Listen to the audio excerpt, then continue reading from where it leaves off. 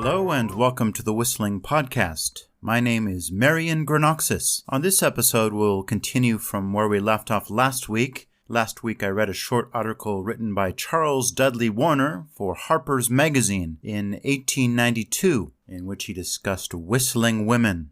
On this episode, I'll be reading an article from 1982 in American Heritage, written by Daniel H. Resneck. As usual, I tried to find out some biographical information about Daniel Resneck. All that the American Heritage site says is that Daniel Resneck is an Indiana businessman and a student of American folklore and social history. It doesn't say whether or not he can whistle. Hopefully in the future I can find out more about Daniel Resneck and report it back to you. For now, I'll just have to say thank you, Daniel Resneck, for this article. Today we'll see how some women broke the taboo against whistling women and maybe saved some crowing hens in the process. Now on to the article.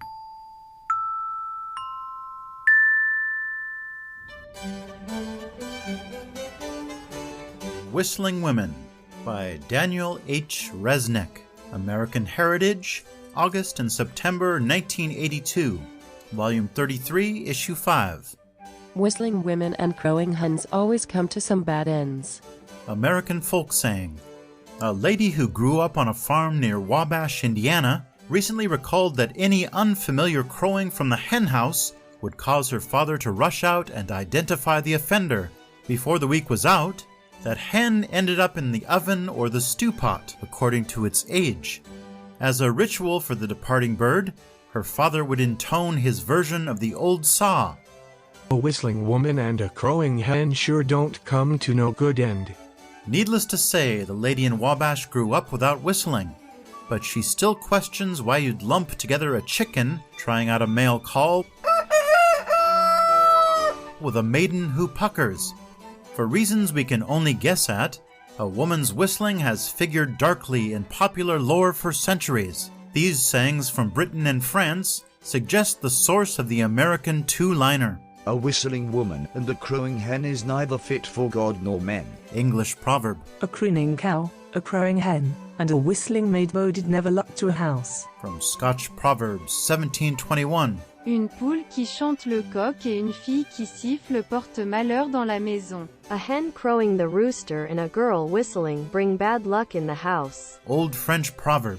Every time a woman whistles, the heart of the Blessed Virgin bleeds. Mr. Townley of Hull, 1879. In Harper's Magazine for January 1892, Charles Dudley Warner devoted the editor's drawer to an examination of the popular proverb. He charged right in, declaring that it was a musty saying, very likely the product of the average ignorance of an unenlightened time, and ought not to have the respect of a scientific and traveled people. It was probably Puritan, and obviously uttered by a man with the intent of keeping a woman in her place. A good idea when not carried too far. However, he concluded, in this practical age, it is not true that the whistling girl comes to a bad end. Whistling pays. It has brought her money. It has blown her name about the listening world. While he names no names, the pen and ink illustration accompanying the article makes clear whom he had in mind. In it, the scowling old Puritan leans on a crooked walking stick as he points an accusing finger at an attractive woman in a cascading Décolleté. Low cut. neckline, her fingers clasped in front like an opera singer. Who is this lady?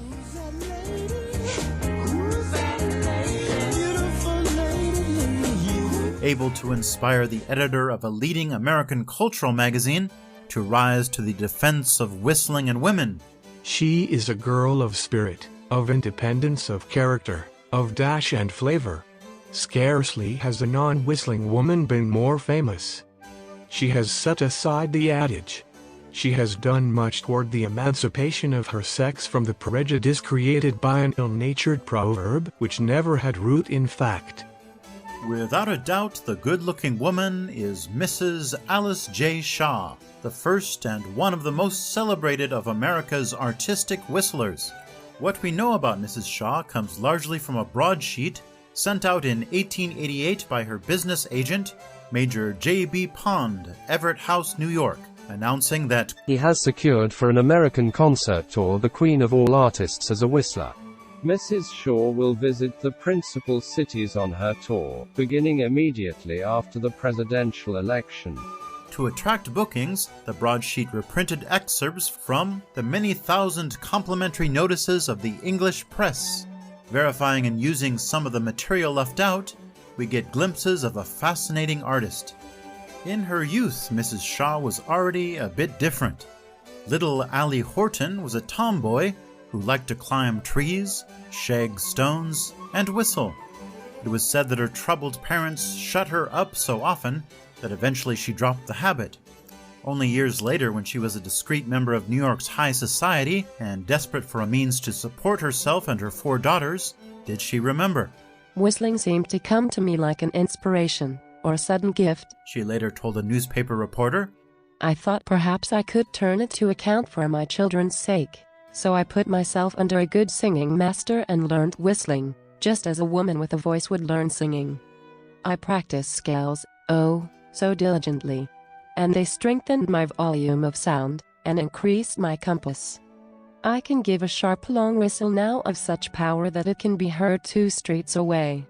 Later, she demonstrated her carrying power by bringing a hansom from the very end of the street.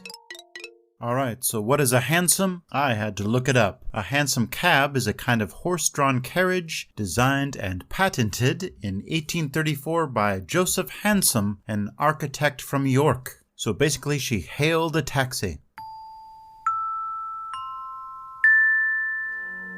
The reporter revealed in his article that Mrs. Shaw was born in New York and had lived for many years in Detroit, but made no mention of the circumstances that brought her to whistling in public. Had she become a widow, a divorcee? What about Mr. Shaw? There are no answers. The facts of her private life were kept obscure. So here's what I could find out about Alice J. Shaw from various sources on the internet. Alice Shaw was born Alice Horton in Elmira, New York, about 1885. Her parents were Mr. and Mrs. William Horton. Her father was a businessman. Her mother was the belle of Elmira in her girlhood, so it was not difficult to see where Mrs. Shaw gained her beauty. Alice Shaw was married at an early age in 1873 to William Holland Shaw of Detroit, Michigan, a very prosperous merchant. They soon moved to Detroit, Michigan, where their first 2 daughters were born. Mr. Shaw's business failed and the family relocated to New York City in search of financial salvation. Alice turned to dressmaking as a means to support her 2 daughters and herself. Soon after, she gave birth to twin daughters, Ethel and Elsie, who were known as the May Blossoms, and joined her later in her whistling act. They were unable to make a living in the city, so the family of 6 moved back to Elmira to live with Alice's parents. Sometime in 1885, Mr. Shaw left the family in Elmira and headed to parts unknown in search of opportunity. Shortly after this, Alice came up with the idea of whistling to support herself and her family, and thus the story continues.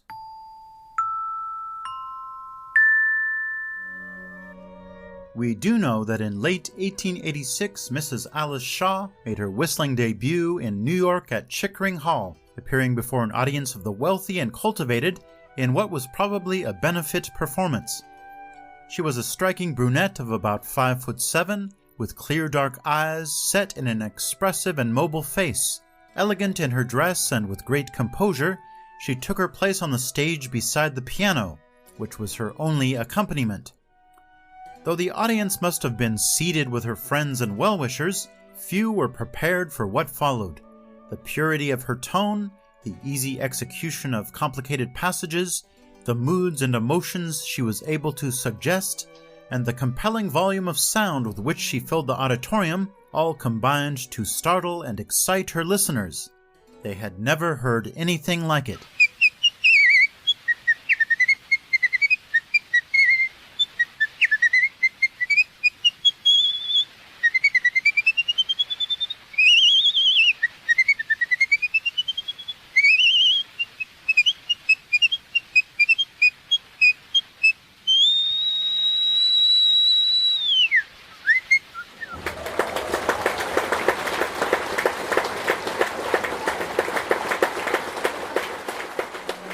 After a short and brilliant season in New York, in which she whistled for nearly every charity function that asked. It is all I can do for them. She sailed for England accompanied by her own pianist, Mrs. Campbell. A London journal said she arrived absolutely unadvertised. But there must have been a few preparations. For instance, there was a friendly note from one newspaper correspondent to another, quoted in the London Times. Mrs. Shaw, who is coming to your shores, deserves all the good things that can possibly be said of her. She has whistled her way to the hearts of all New York. Then there was the journalist in London to whom Mrs. Shaw confided, It was Mrs. Vanderbilt who advised me to come, and sent me over with some good introductions. Good introductions indeed. When her ship docked at Liverpool, the Lord Mayor of London had his private railroad car waiting to whisk her to London for a dinner at his residence. There, a select company of nobility were gathered in her honor. They found her charming, a bright conversationalist, and a musician of considerable talent. For the next 2 months, her stay in London was a continuous round of engagements, mostly in the parlors of the wealthy and the titled. She whistled often for the Princess of Wales and her friends. On one occasion, she found herself at a banquet, seated next to the Prince of Wales, and at his request whistled the My Queen Waltz during the removal of one of the courses. Wherever she went, her hosts insisted on serving her personally, homage shown to favorite guests. The editor of the London Times summed it up in July of 1888. They don't let the grass grow under their feet, these New Yorkers. Before I had thought out my impromptu words of introduction to Mrs. Shaw, she had been interviewed. She had walked straight into the inner circle of society. She had whistled to the Prince of Wales, and has already become one of the most sought-after lionesses of the London season. She has a marvelous whistle, and a natural one. I have invited her to come to my next great party. The English press loved her. Whistling is a fine art, ran one headline. Others were, Society has taken her up. Fairly astonished her audience. A whistling wonder, Mrs. Shaw giving points in London to the Nightingale. The latest society sensation. Compared to Niagara Falls. Nothing left for her to conquer. Boxes at the theaters and for the opera were now kept at her disposal. Whenever she put in an appearance, she was greeted with cheers. Mrs. Shaw had replaced Buffalo Bill as the reigning American celebrity in London. To continue the Alice J. Shaw story a little bit, it appears that William Holland Shaw and Alice J. Shaw were divorced in 1888. There were some rumors that she divorced to marry Buffalo Bill, William Cody, but they were just rumors. So this makes that reference to Buffalo Bill Cody quite interesting.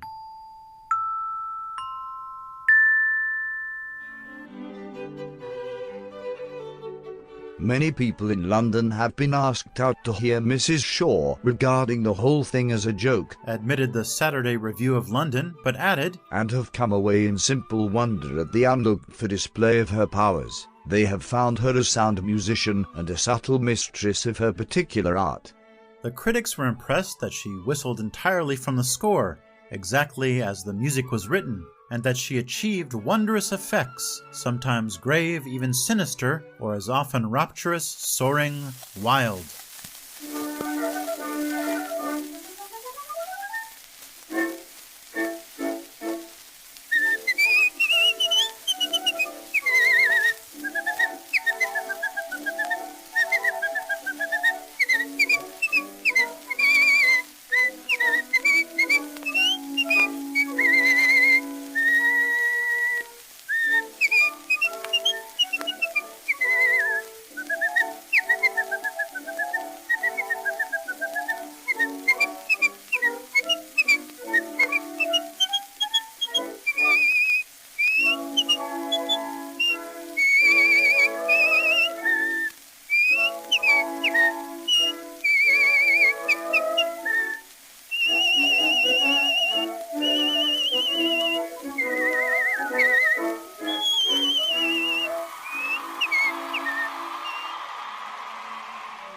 It was said that she gave the music shades of interpretation as skillfully as a singer.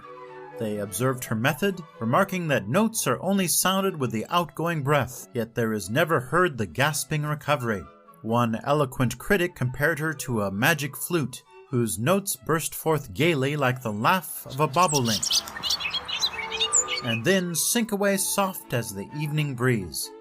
A cable from London printed in the New York Herald of Paris reported that Mrs. Shaw produces a tone which would rise clear and steady above an orchestra, and with equal ease she sustains her upper B flat so gently that one almost loses the sound.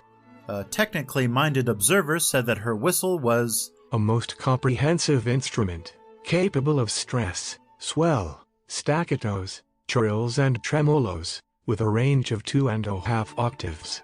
Her extensive repertoire ranged from heavy and light operas to difficult instrumental solos. For a special evening in London, she began with the Charmant oiseau, charming bird, from the Pearl of Brazil. Then came the Message of the Nightingale, which had been composed especially for her, and finally Decker's Springtide. But in the London drawing rooms the demand was for old-fashioned ballads, so she saved Annie Laurie and Bonnie Doon for the encores. On a more sordid note, there was a headline, Envious Professionals, in a publication called London Society. It had to do with Mrs. Shaw's fees. All the professional singers and players are very bitter on the subject of the whistling woman. She gets 25 guineas for whistling a couple of tunes, which is more than can be commanded by performances of a far more classical character. It seemed that the envious professionals were beginning to wax very wrathful, because as they saw it, Mrs. Shaw was collecting on her looks and on the way she sits down and carefully wraps herself up in a cloak in the intervals of her performance. Besides, they found her loud whistling to be somewhat harsh. An English magazine for youth published some doggerel called A Shot Cut to Wealth. A happy lot is Mrs. Shaw's, who's hither come in search of pelf, for her unique performance draws and makes her rich as Crease's self. Along thrift's path she need not steer, by scrapings and by pinchings cursed, for when she chooses to appear, her guineas, like her lips, are pursed. Mrs. Shaw was too genteel to reply, or perhaps too busy. A group of London surgeons and medical specialists had formally requested the privilege of examining her mouth and throat in the interests of science. She agreed, and after the examination they announced that her art was indeed a gift due to the unusual height and narrowness of the roof of her mouth. Mrs. Shaw accepted their finding graciously, but demurred slightly. It was, after all, her custom to practice whistling 2 to 4 hours each day, and it required from 2 to 3 months for her to learn a new piece. She thought diligence might have something to do with it.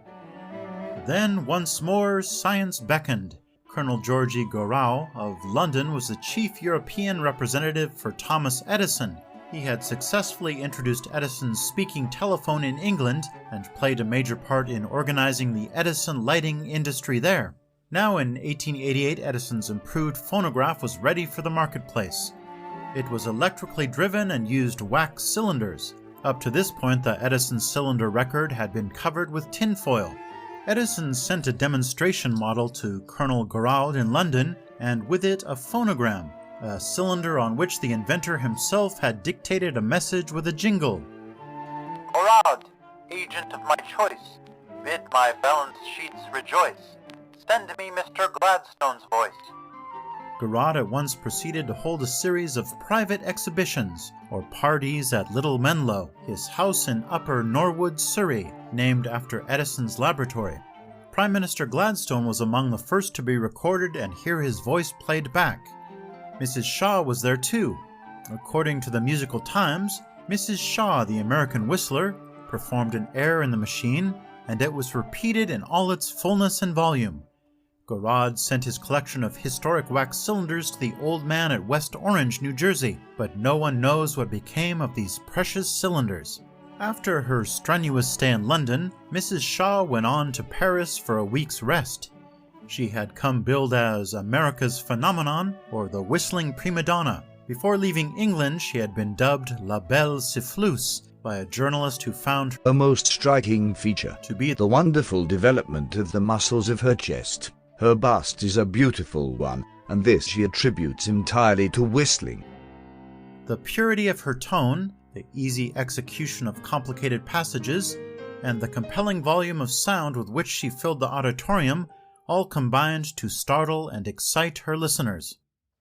Returning to America in August, she made no public appearance until October 1st, 1888, when La Belle Siffleuse filled the Cleveland Opera House with a fashionable assemblage. By this time, the Plain Dealer in its review could label her the finest whistler in the world. Nevertheless, it was not until 1906, almost 20 years later, that phonograph people on this side of the Atlantic got around to recording her. Perhaps the whistling prima donna had been too proud or too expensive. In the early days of the phonograph, a performer was often paid $1 a round to make wax cylinders. A round called for a 2-minute performance facing into a battery of horns, while from 5 to 15 cylinders were being cut. To fill an order for 100 cylinders, the performance had to be repeated up to 10 times, noisily in a cramped studio. It was not unusual to go 40 times for a bestseller, thereby earning $40 for the artist with no royalties. Very few successful artists would subject themselves to this. Later, the phonograph industry learned to make master records, from which many copies could be molded or pressed, and the pay increased somewhat. It was on one of these masters, a molded celluloid cylinder, that Mrs. Shaw finally whistled for a larger audience. The Edison Phonograph Monthly for December 1906 announced to Edison dealers that one of the new Edison Gold molded records to be released the following January would be Springtide Revels, a whistling trio novelty. Whistling Trio Springtide Revels by Mrs. Alice Shaw and her twin daughters, Edison Record.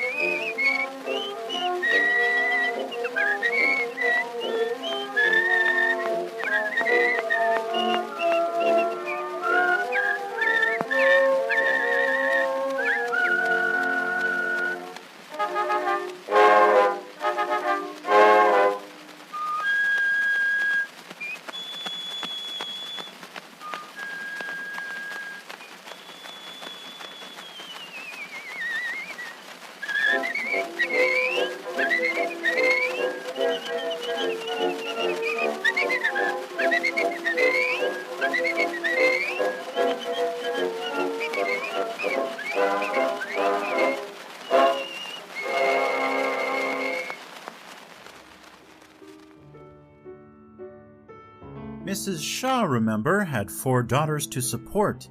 During her triumphant English tour, she constantly wore pinned over that healthy bosom a brooch that opened to reveal the angelic portraits of her 2 youngest, the twins. I never call my children by name, she had told an interviewer in London. But I have a distinct whistle for each of them which they know perfectly. Strangely enough, all 4 of them have my gift and whistle beautifully. By 1906, the twins had joined their mother in a whistling trio, characterized by the Edison Phonograph Monthly as perhaps the best-known artists in their line now on the vaudeville and lyceum stage. There is scarcely a theater-goer in the entire country who has not heard them 1 or more times. Therefore, a record giving a reproduction of their remarkable talent will undoubtedly find a large sale. No doubt it did, for the Victor Talking Machine Company suddenly took an interest in Mrs. Shaw, We find her visiting their New York recording studio on May 29, 1907, 5 months after the release of the Edison cylinder. On that day, she recorded 3 solo numbers, accompanied by the Victor Orchestra.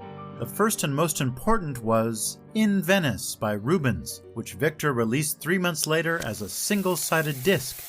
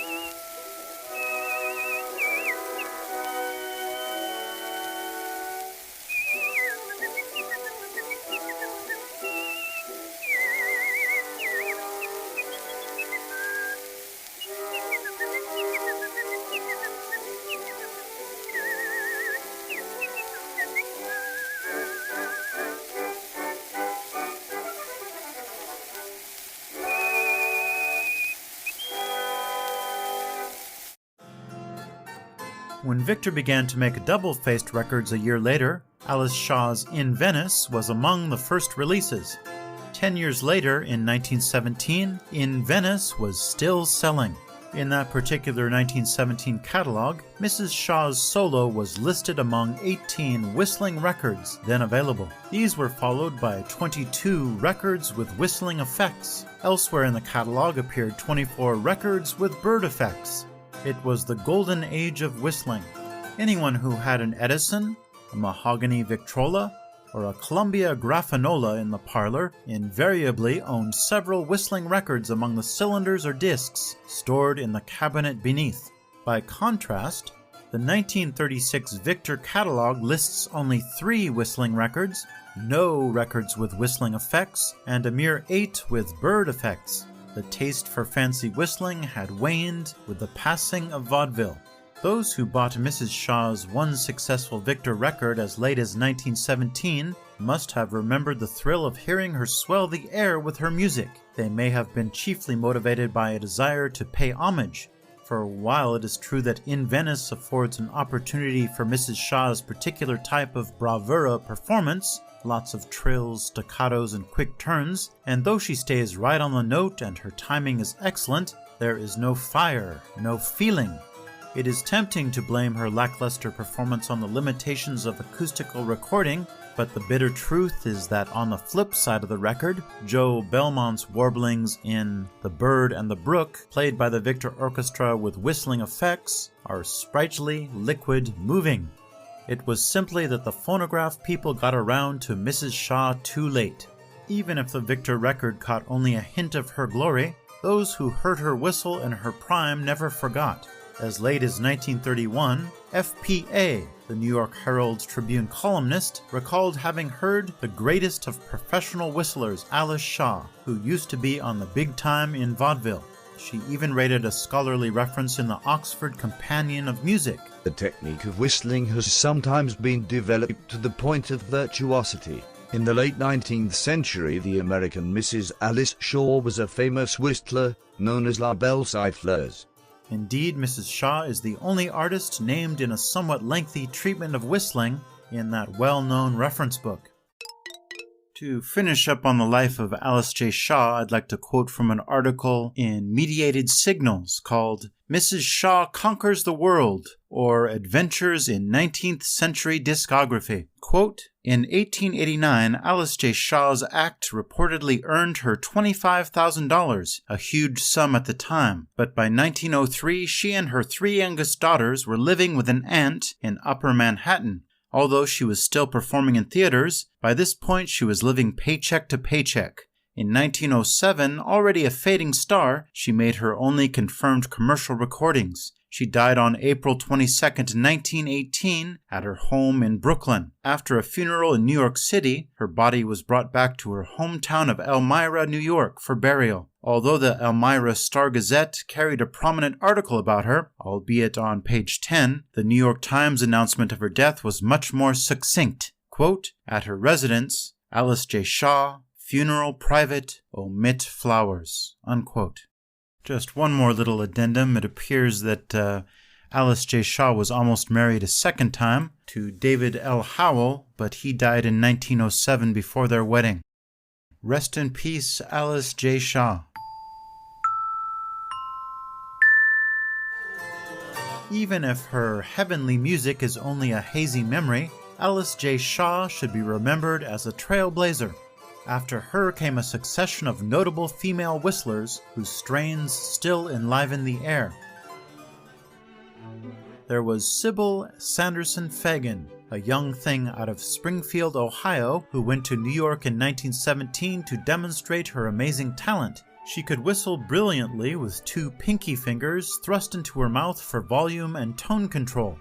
Columbia signed her on immediately, and then Edison booked her for a series of road tours as a tone test artiste. For the next 5 years, she and other artistes, singers, violinists, elocutionists, held concerts all over America and Canada under the sponsorship of local Edison dealers. They played to packed houses in theaters, churches, union halls, their only stage prop being Edison's ultimate phonograph, a laboratory model diamond disc. The concerts would be interrupted by sudden lights out and flash-on surprises, as the audience gradually realized it couldn't tell when the performer stopped and the phonograph took over. When she took her final bows and retired from the vaudeville stage in 1931, Sybil Sanderson Fagan had been recorded on hundreds of cylinders and discs for 14 record companies, more than any other artistic whistler before or since.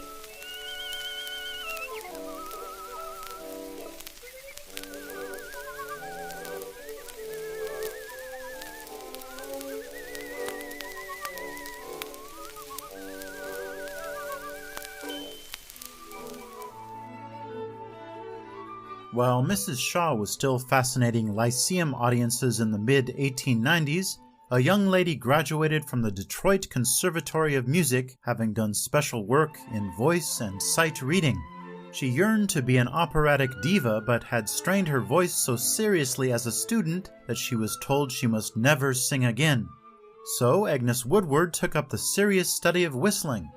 In time, she perfected a unique system for the teaching of whistling called the Bird Method, which is in use to this day. Moving to California, Miss Woodward opened a whistling studio to test her theories. By 1909, she had enough students to hire 3 assistants and found the California School of Artistic Whistling at Los Angeles. Her booklet that was sent to prospective enrollees stated the school's raison d'être, purpose. There is an art of whistling which belongs to the higher musical accomplishments, and which, in the majority of cases, falls to the lot of a young woman. Agnes Woodward held evening musicales to which the public was invited to hear for the first time whistling duets, trios, and quartets. This led to bookings for club programs, weddings, and even funerals. In time, Miss Woodward assembled the famous Bird Whistling Chorus, composed of 30 of her most accomplished young ladies. In 1923, she wrote her own textbook, Whistling as an Art, which was published by Carl Fisher in New York and went through several editions. As her students went on to the Chautauqua and vaudeville circuits, the fame of the California school spread. Woodward graduates were heard on radio and went into movie work. By 1926, Brenet's Dictionnaire de la Musique could state, "In the United States of America, whistling has become a real art, and lovers of whistling have arrived at the point of combining in the whistle performance of duos, trios, and classical quartets." A student of Agnes Woodward's, Margaret McKee, even remade Alice Shaw's one successful record for Victor in 1919, when it is likely the master record was wearing out. Thus, the classical whistling of In Venice stayed in the Victor catalog until 1926. In her original booklet, Woodward had announced, "Branches of the school will be established throughout the United States as rapidly as competent teachers are prepared." And so they were, in Glendale, California, Seattle and Yakima, Washington, Chicago, Portland, Oregon. This last school was founded by a young bride who in 1914 saw an ad in the Chautauquan magazine that said, "Learn to whistle like a bird." She consulted her husband, a traveling salesman who was away from home for long periods, and he said, "Why not?" So Lotus Stone sent away for Agnes Woodward's booklet. She had a strong interest in music and, like her teacher-to-be, a throat condition that prevented singing. For the next 10 years, Lotus Stone studied whistling each winter at the California School of Whistling in Los Angeles. In order to finance her education, she worked tirelessly each summer at gardening, canning, and sewing. Then, with her hoarded earnings, took a coastwise steamer from Portland down to Wilmington and the electric into Los Angeles. She studied the half-written textbook, whistled in Agnes Woodward's big all-girl chorus, and in 1924 she was licensed to teach the Bird Method. The final exam was to write Miss Woodward's book from memory. Loda, now in her 90s, remembers that she made only one mistake on the chromatic scale. Back in Portland to stay, she opened her own studio in the Fine Arts Building and soon had all the whistling students she could handle. They were mostly girls. One of the first things she taught was Agnes Woodward's little poem, a riposte of the old proverb. Girls who whistle and hens that crow will make their way wherever they go.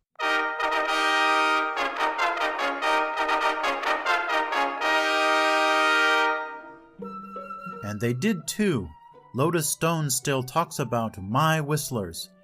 One student, Annette Coley, is a housewife in Salem, Oregon, but in 1979 she was judged the best contemporary and country western whistler among women at the world's second International Whistle-Off held at Carson City, Nevada.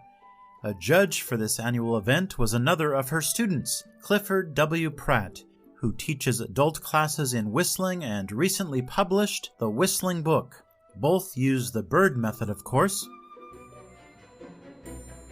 Is artistic whistling about to have a rebirth? Could another Alice Shaw come on the pop music scene and make gold records? Possibly, if she, or he, has the innate talent of an Alice J. Shaw or a Sybil Sanderson Fagan. But one thing is certain. As the editor of Harper's Magazine wrote in 1892, "We only know that whereas they did not whistle with approval, now they do. The prejudice of generations gradually melts away, and woman's destiny is not linked with that of the hen, nor to be controlled by a proverb. Perhaps not by anything." The end.